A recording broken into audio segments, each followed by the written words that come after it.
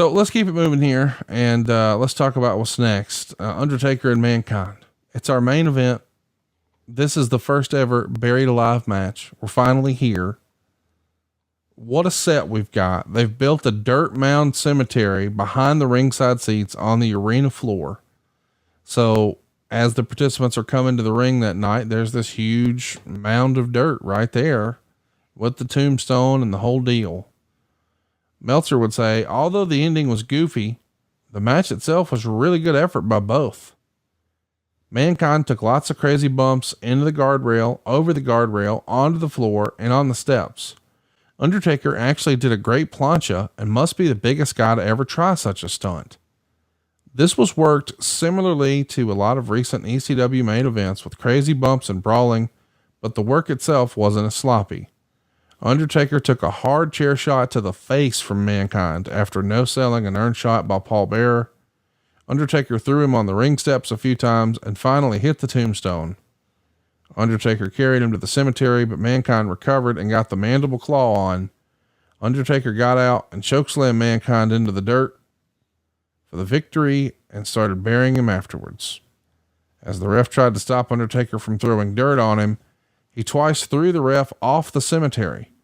Finally, Terry Gordy showed up under a mask with a shovel and hit Undertaker with a shovel, pulled Mankind out of the grave, and put the Undertaker into the grave. Several heels began burying the Undertaker until the thunder and lightning in the arena and the carry finish. 3/4 of a star. So let's sort of set the stage. The finish of the match is not a submission. It's not a 1, 2, 3.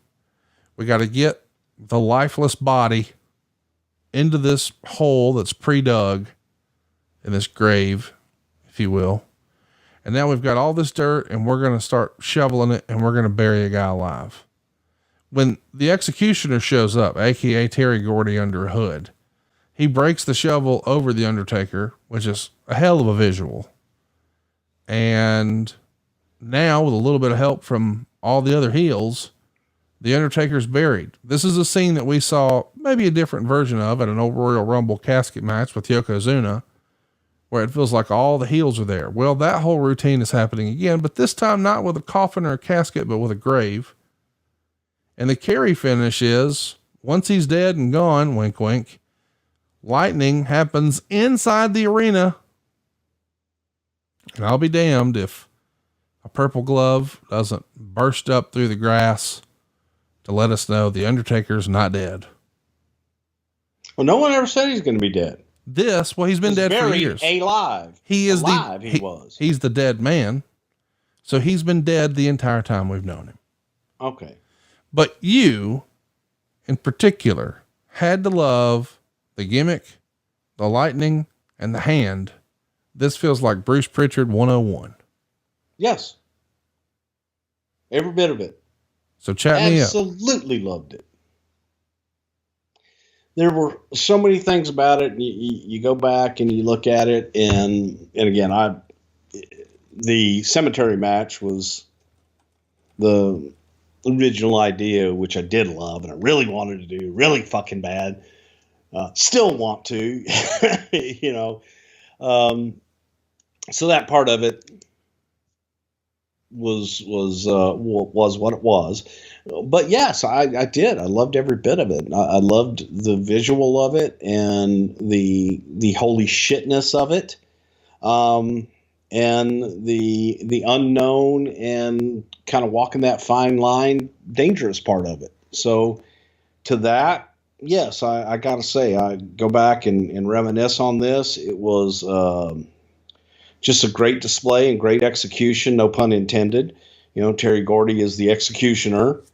And, you know, I don't think that anybody in the audience knew that was Terry Gordy. No. You know, or ever would have thought, because he had lost so much weight and just didn't resemble Terry Gordy at that point. But yeah, I mean, what was there not to like? Chat me up about the finish, not the finish of the match, but the whole segment. The idea that God dang, it feels like you guys thought of everything. You know, the lightning, the hand, the set. I'm so glad you said that. Keep going though. Except, fuck, it's going to take forever to bury him. We got to move all this dirt over. Send another guy. Send another. Is that what happened? Yeah, and then you notice that, we ended up with front loaders and shit like that in subsequent time. But it's a lot faster when someone's not blown up, too. Well, there's that. There's that. And for those of you that have ever ordered 15 yards of dirt to come over to your house, you can spread your sand out and level out your land a little bit, and your grass and shit like that. You know how hard it is to shovel. And there was a lot more than 15 yards there. I think it was a total of 45 yards. So think about that for a minute. So yeah, man, there was a lot of people out there to get that dirt in there as well. But the other thing that didn't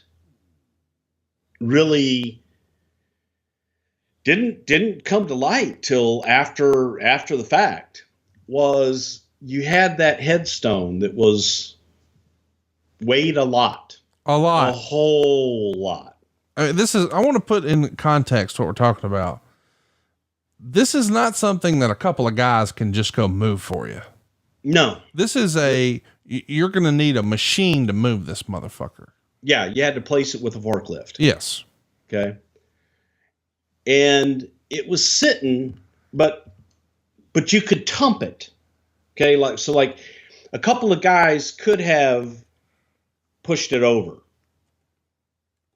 on its side. Probably not lift it, but if you had some big, strong motherfuckers, you could probably push it over.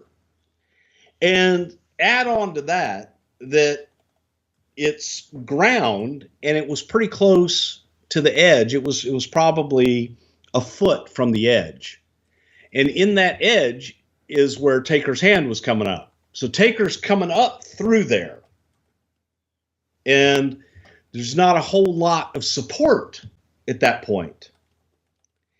And it was scary as shit, because when they started at the end of the night, you start like tearing everything down, and somebody just moved and that fucking thing started to come, like tip over, and almost went into the hole. Oh no.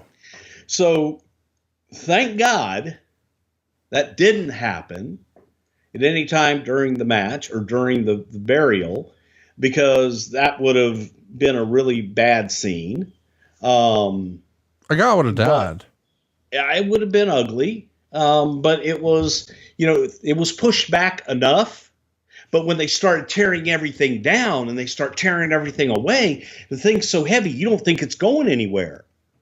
But they had torn away everything in front of it now. So you didn't have that foot cushion, and it was right on the edge where it was supported, and somebody just, oh yeah, man, it's not going anywhere, and pushed on it, and it started to go, and they're like, oh shit, you had to pump it back the other way.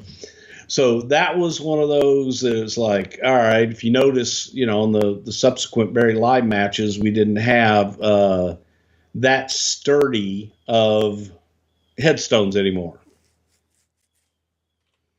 It was a little scary, but that headstone still exists in the warehouse. I've seen it in the warehouse. Yeah. So very cool.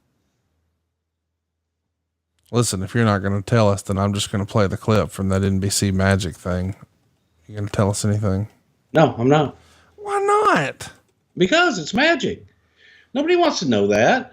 Enjoy it. Have fun with it. I love magic. I love to go to Chris Angel. Chris Angel has offered to show me things. No, I don't want to know.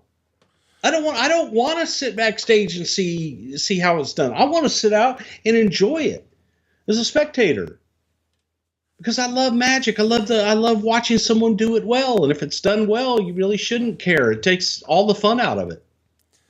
Well, if you want to know, go throw it in your Google machine, how to perform the famous Buried Alive trick. Nobody knows how to perform it.